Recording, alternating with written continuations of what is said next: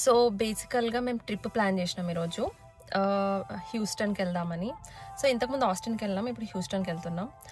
So plan చేస్తే ఇప్పుడు set అయిందనమాట. ఎందుకంటే స్ప్రింగ్ బ్రేక్ ఉంది కాబట్టి ఇంకా 1 డే ట్రిప్ అట్లా ప్లాన్ చేసినాం అనమాట. జస్ట్ బీచ్, చిన్న చిన్న ప్లేసెస్ అట్లా విజిట్ చేద్దామని. సో ఈ డే అంతా ఎట్లా ఉండబోతుంది, ఏమేమి చేస్తాం, ఏమేమి విజిట్ చేస్తాం, ఎలా ఉంటుంది అని చెప్పేసి మొత్తం డీటెయిల్గా పెడతా అనమాట.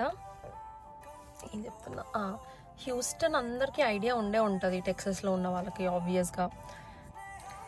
సో యూఎస్ వచ్చినప్పటి నుంచి ఒక్క బీచ్కి కూడా నేను వెళ్ళలేదు. అండ్ బీచ్కి వెళ్ళాలని చాలా ఎగ్జైటెడ్గా ఉన్నా అనమాట ఇవాళ నేను. సో బేసికల్గా ప్లాన్ ఏంటి అంటే మార్నింగ్ 6:30 వరకు హ్యూస్టన్లో ఉంటాం. లైక్ ఇప్పుడు మిడ్నైట్ మొత్తం జర్నీ అంతా నైట్ ఉంటుంది. మార్నింగ్ రీచ్ అవుతాం, డే అంతా ఎంజాయ్ చేస్తాం, మళ్ళీ నైట్ స్టార్ట్ అవుతాం. సో ఇది ప్లాన్.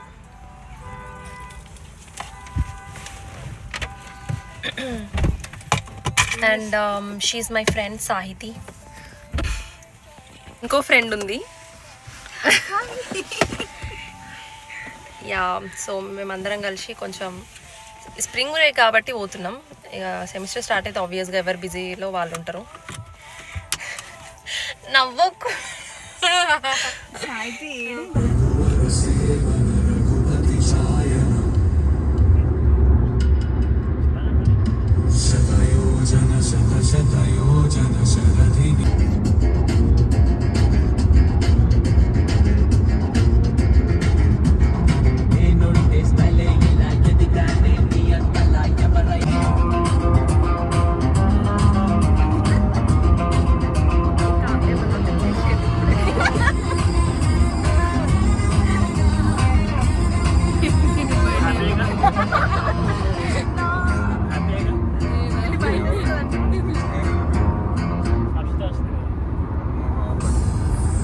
హర్షి హాయ్ చెప్పవా video.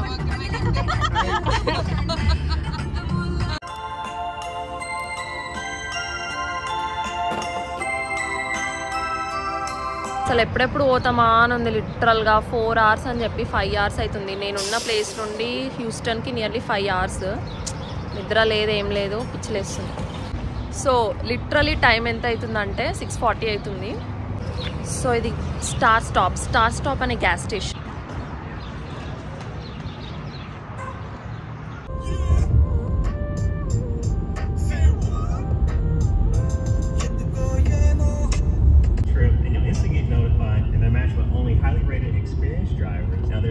Trip tracking, but there's also the always on safety features for the extra peace of mind. And అదేం చెప్పాడు, పూరి తినమని చెప్పాడు.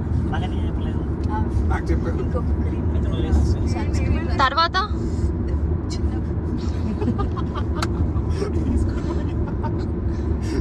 మీ క్యామినో ఎల్ క్యామినో రియల్ అసలు main thing Fair and Lovely లేదు కదా. నా స్కిన్ టోన్ సెట్ అవుద్దా? మెయిన్ థింగ్ ఏంటంటే మైక్ తీసుకున్నా, మర్చిపోయినా. అదిదా మ్యాటర్, అదిదా సర్ప్రైజ్. యు నో నాసు బై డ్రైవ్. సో ఇప్పుడు ఎక్కడికి వెళ్తున్నాం? ఇది కూడా రికార్డ్ చేస్తున్నా. చేయట్లేదు, జస్ట్ యాంగిల్ చూసుకుంటున్నా. Take 1. Yeah, hello mike testing.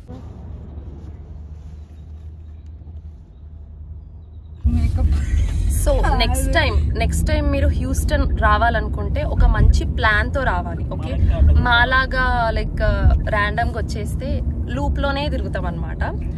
And నేను మాట్లాడుతున్నా.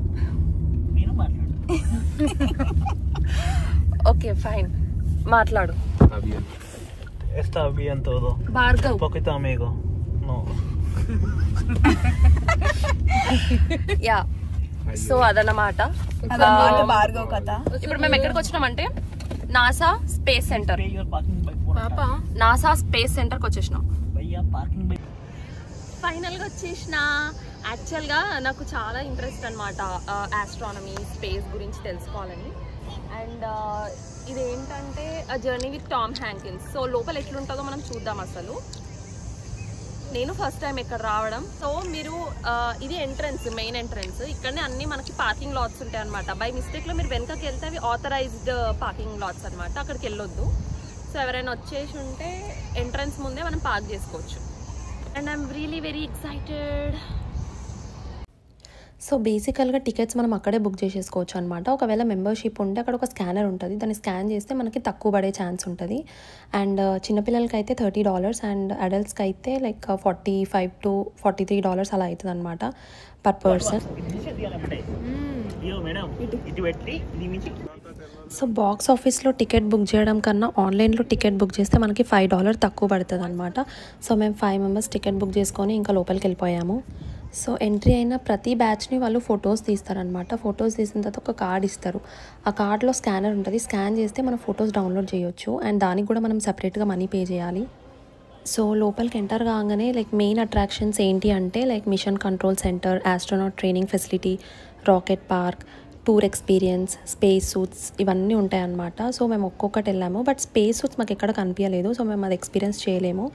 అండ్ ఇక్కడ మిషన్ కంట్రోల్ సెంటర్ ఏంటి అంటే ఇది ఒక నాసా ప్లేస్. అది అపోలో మూన్ వాళ్ళు మానిటర్ చేస్తారు అండ్ ఇంటర్నేషనల్ స్పేస్ స్టేషన్ వాళ్ళు మేనేజ్ చేస్తారనమాట. సో ఇక్కడైతే ప్లేస్ ఆసమ్ అనిపించింది మాకు.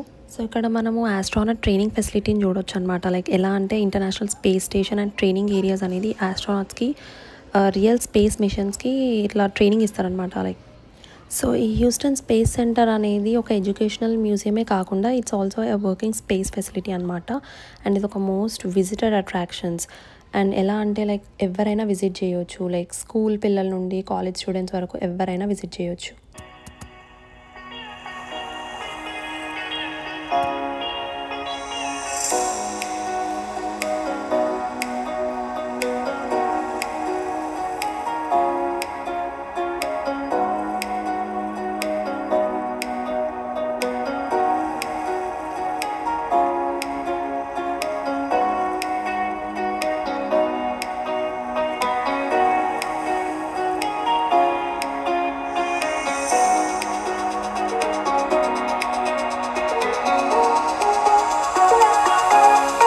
సో ఇక్కడ మెయిన్ కీ ఫ్యాక్ట్స్ ఏంటి అంటే ప్రెసిషన్ కొరియోగ్రఫీ. అంటే ఒక డజన్స్ ఆఫ్ LED బాల్స్ అనేవి సస్పెండ్ చేస్తారనమాట. లైక్ ఒక సింక్రనైజ్డ్ మోషన్లో వెళ్తాయి మ్యూజిక్ ప్రకారం.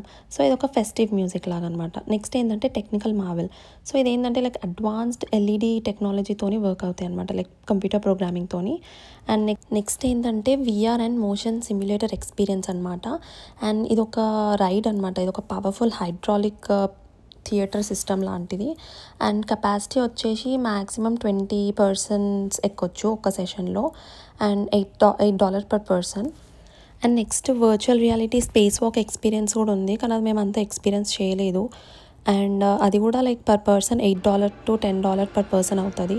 అండ్ అదొక 360-degree ఓవర్వ్యూ అనమాట. లైక్ ఎర్త్ నుంచి లైక్ కంప్లీట్గా వ్యూ చూడొచ్చు, బట్ మేము అది అంత ఎక్స్పీరియన్స్ చేయలేదు. అండ్ నెక్స్ట్ మేము ఇది ఒక మార్స్ ప్లానెట్ ఎలా ఉంటుందో అలా ఇక్కడ వర్చువల్గా రిప్రజెంట్ చేసిరు. సో ఇక్కడ మనకి కంపారిజన్స్ ఉన్నాయన్నమాట. లైక్ మార్స్లో ఎర్త్లో ఎలా ఉంటాయి అనేది అక్కడ ఒక డిజిటల్ స్క్రీన్ మీద మనం చూడొచ్చు. అండ్ మేము అది కూడా ఎక్స్పీరియన్స్ చేసినాం. లైక్ మార్స్లో ఉండే ప్లేస్, ఎర్త్లో ఉండే ప్లేస్ ఏది సిమిలర్ అని చెప్పేసి మనం అక్కడ చూడొచ్చు అనమాట. సో నెక్స్ట్ మేము ఎక్కడికి వెళ్ళామంటే థియేటర్ ఎక్స్పీరియన్స్ అనమాట. లైక్ కంప్లీట్గా ఫస్ట్ నుండి టిల్ ప్రెజెంట్ వరకు ఏం జరుగుతుంది అనేది మనకి థియేటర్లో చూపిస్తారనమాట. అది ఫ్రీ ఆఫ్ కాస్ట్ మనకి. అండ్ మనకి అక్కడ స్పేస్లో క్యాంటీన్ కూడా ఉంటుంది అనమాట, ఫుడ్ అవైలబుల్గా కూడా ఉంటుంది.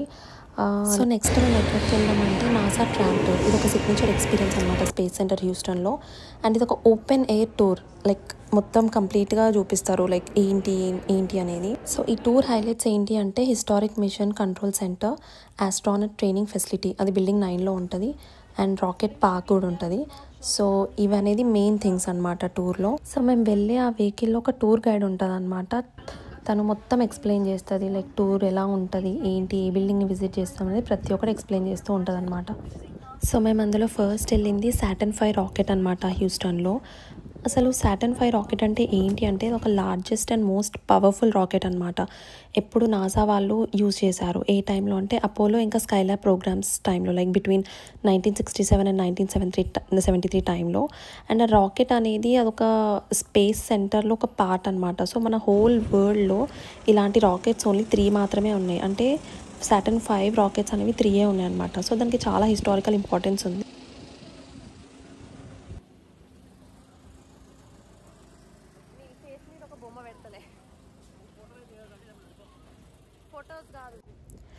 సో దీని మెయిన్ హిస్టారికల్ ఇంపార్టెన్స్ ఏంటి అంటే ఇది లాంచ్ చేశారనమాట ఆస్ట్రానట్స్ ఎక్కడ మూన్లో, అది కూడా అపోలో 11 మిషన్ 1969 ఆ టైంలో. సో ఈ రాకెట్ అనేది ఏంటంటే ఇది ఒక పార్ట్ ఆఫ్ అపోలో 18 ఆ మిషన్లో యూజ్ చేశారనమాట. తర్వాత క్యాన్సిల్ చేసేసారు. అండ్ రాకెట్ డైమెన్షన్స్ వచ్చేసి లైక్ దాని హైట్ ఎంత అంటే 363 feet ఉంటుంది అనమాట. లైక్ ఆల్మోస్ట్ ఒక ఫుట్బాల్ ఫీల్డ్ అంతా ఉంటుంది అనమాట. అండ్ దాని వెయిట్ వచ్చేసి ఓవర్ 6.5 million pounds ఉంటుంది అనమాట. అది ఫుల్లీ ఫ్యూయల్డ్ అయితే. అండ్ దానికి 3 stages ఉంటాయి. ఒక్కొక్క స్టేజ్కి సపరేట్ డిజైన్ ఉంటుంది అనమాట. లైక్ ఆ 3 stagesని మనకి కంప్లీట్గా అక్కడ ఎక్స్ప్లెయిన్ చేస్తారనమాట. మనం అక్కడ నుంచి వాక్ చేసుకుంటూ వెళ్ళొచ్చు, ఒక్కొక్కటి క్లియర్గా చూడొచ్చు అనమాట. 3 stages ఉంటాయని చెప్పిన కదా. సో ఫస్ట్ స్టేజ్ ఏంటి అంటే దాన్ని లిఫ్ట్ ఆఫ్ స్టేజ్ అంటారనమాట. So it is called as SIC. And అది దేనికి రెస్పాన్సిబుల్ అంటే డ్రమాటిక్ లిఫ్ట్ ఆఫ్ మూమెంట్కి రెస్పాన్సిబుల్ అనమాట. సో అదొక పవర్ఫుల్ అనమాట. It's like almost 6 million pounds ఉంటుంది అనమాట స్కైలోకి వెళ్ళేటప్పుడు. అండ్ స్టేజ్ 2 ఏంటంటే అది అప్పర్ అట్మాస్ఫియర్ బూస్ట్ అంటారనమాట దాన్ని. సో ఫస్ట్ స్టేజ్ అయిపోయిన తర్వాత సెకండ్ స్టేజ్ కాబట్టి ఆ సెకండ్ స్టేజ్ ఎలా ఉంటుందంటే అది లిక్విడ్ హైడ్రోజన్ ఇంకా ఆక్సిజన్ని యూజ్ చేస్తుంది అనమాట ఫైర్కి. అండ్ దాంట్లో J2 ఇంజన్స్ అనేవి ఉంటాయి అనమాట. అది రాకెట్ని మీదకి పుష్ చేస్తుంది ఎర్త్ గ్రిప్ నుండి. సో స్టేజ్ 3 ఏంటంటే అదొక ఆర్బిట్ అండ్ లూనార్ ఇంజెక్షన్ అంటాం అనమాట స్టేజ్ 3. అండ్ సో ఫైనల్గా ఈ థర్డ్ స్టేజ్ S4B స్టేజ్ అనేది అపోలో స్పేస్ క్రాఫ్ట్ని డైరెక్ట్ ఎర్త్ ఆర్బిట్లోకి పంపిస్తుంది అనమాట. అండ్ తర్వాత రీఇగ్నైట్ అవుతుంది అనమాట. సో లోపల మనం కంప్లీట్గా చూడొచ్చు అనమాట ఎలా డిజైన్ చేసింది, ఈచ్ అండ్ ఎవ్రీథింగ్ మనం క్లియర్గా చూడొచ్చు. అస్సలు మాకైతే క్రేజీ అనిపించింది. లోపల చాలా అంటే చాలా బాగుంది. లైక్ వాళ్ళు ఆస్ట్రానట్స్ ఎలా సర్వైవ్ అవుతారు, ఎలా ఉంటారు అనేది అసలు చాలా కాంప్లికేటెడ్. సో ఫైనల్గా ఈ హ్యూస్టన్ స్పేస్ సెంటర్ని ఒక్కసారి విజిట్ చేయడానికి ఓకే, బట్ మళ్ళీ విజిట్ చేయడం అంత వర్తబుల్ కాదు అన్న ఫీలింగ్. సో దీంట్లో ఫైనల్గా మెయిన్గా డ్రాబ్యాక్స్ ఏంటి అంటే విజిటర్స్కి కొన్ని ప్లేసెస్కి మాత్రం యాక్సెస్ ఉండదు మనకి విజిట్ చేయడానికి. And crowd and long lines ఉంటాయి అన్నమాట. టైం అనేది చాలా ఎక్కువ పడుతుంది. అండ్ వెదర్ డిపెండెంట్ టూర్స్ కూడా ఉంటాయి అన్నమాట క్లైమేట్ని బట్టి. అండ్ అక్కడ expensive food and gift shops కూడా ఉంటాయి, అవంతా వర్తబుల్ కాదు. సో మనలాంటి యూట్యూబర్స్కి డ్రాబ్యాక్స్ ఏంటి అంటే కొన్ని అక్కడ వీడియో మనకు క్యాప్చర్ చేయడానికి అలో ఉండదు. అండ్ లైట్ ప్రాబ్లమ్స్, క్రౌడెడ్ వల్ల షూట్ ప్రాబ్లమ్స్ ఉంటాయి అన్నమాట. అండ్ ఆడియో ఇష్యూస్ ఉంటాయి, editing time and algorithm competition. Space centre అనేది మాకు ఒక ఇంక్రెడిబుల్ ఎక్స్పీరియన్స్ అనమాట. చాలా బాగా అనిపించింది. సో నెక్స్ట్ మేము గాల్వెస్టన్ ఐలాండ్కి వెళ్ళామన్నమాట. And Galveston beach, Galveston island అవన్నీ ఒకటే దగ్గర ఉంటాయి కాబట్టి సో అవి విజిట్ చేసాం నెక్స్ట్. సో మాకు గాల్వెస్టన్ ఐలాండ్లో ఎక్కువ టైం స్పెండ్ చేసి ఉంటే బాగుండేది అని అనిపించింది. ఎందుకంటే అక్కడ చాలా రైడ్స్, చాలా ఎంటర్టైన్మెంట్ ఉండే అనమాట. అండ్ వెదర్ కండిషన్స్ కూడా మంచిగా అనిపించింది. సో ఫైనల్గా మేము అక్కడికి వెళ్ళాము. బట్ వీకెండ్ అని చెప్పేసి చాలా క్రౌడ్ ఉండిపోయింది అక్కడ. అసలు చాలా జనాలు వచ్చారు, టూరిస్ట్ ప్లేస్ కాబట్టి.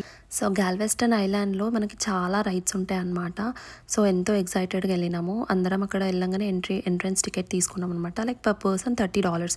అంటే అన్ని అన్లిమిటెడ్ రైడ్స్, మీరు ఎన్నిసార్లు ఎక్కొచ్చు. ఆ ఆఫర్ ఎందుకో ఆ టైంలోనే ఉండే. సో అందరం కలిసి టికెట్ తీసుకొని ఇంకా లోపలికి ఎంటర్ అయిపోయినాం అనమాట. సో అక్కడ అన్ని క్రేజీ రైడ్స్ ఉండే అనమాట. మేము ప్రతి ఒక్కటి ఎక్కినాము. బట్ నేను కొన్ని ఎక్కలేదు, కొన్ని ఎక్కాను. అండ్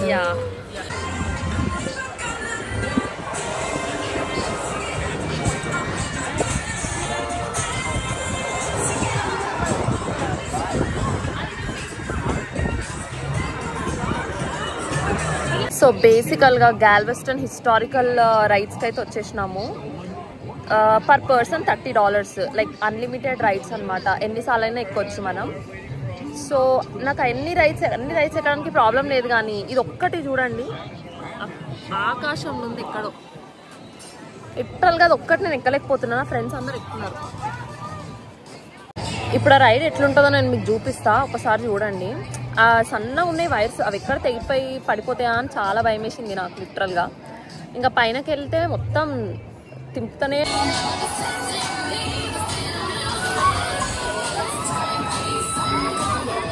పోయారు ఇల్లు.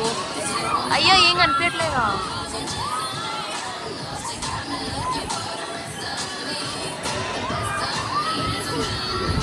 ఇది ఇంకా కొంచెం టెర్రర్గా ఉంది, చూద్దాం.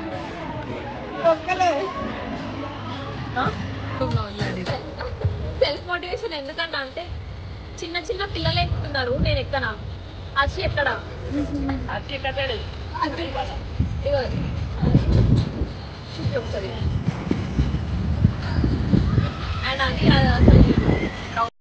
అనుకుంటే ఊపుతున్నావేంటి? అరే దింపండి రా తొందర.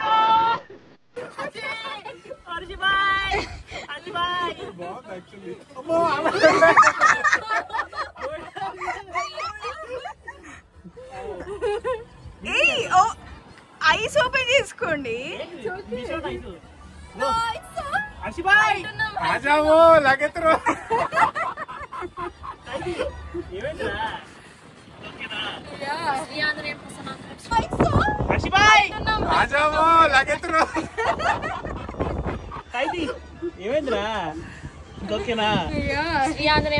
ఈమె మా గ్రూప్ లో daring and dashing girl.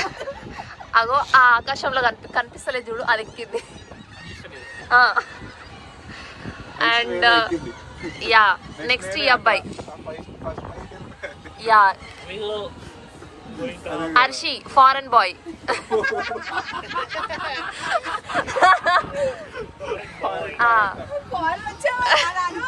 సాయిది yeah she is also daring and dashing. Bhargav inspiration. Done. I'm done. Yeah. Actually, I have YouTube channel. This is my channel. You wanna say hi? Hello, supporting. I'm Dylan. How are you?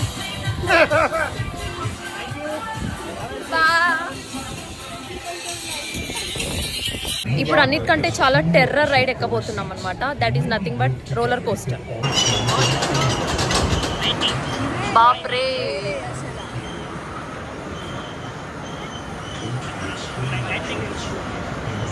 అక్కడ వరకు మనకు బానే ఉంటది. అక్కడ బాగుంది. Yeah ఇప్పుడు ఇప్పుడు ఇప్పుడు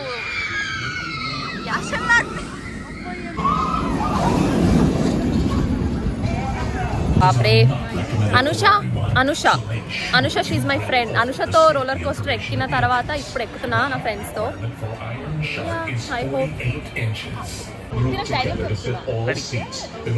యాక్చువల్గా తినకు ధైర్యం చెప్తున్నా. ఏం లేదు, బ్రహ్మానందం డైలాగ్ సమ్వేర్ తప్పని ఆగిపోతుంది. రోలర్ కోస్టర్ ఎక్కిన తర్వాత నా బ్రెయిన్ పనిచేస్తలేదు. నాదే కాదు, మా గ్యాంగ్ అందరిది. దే ఆర్ ఇన్ లైక్ డైలమాలో ఉన్నారనమాట.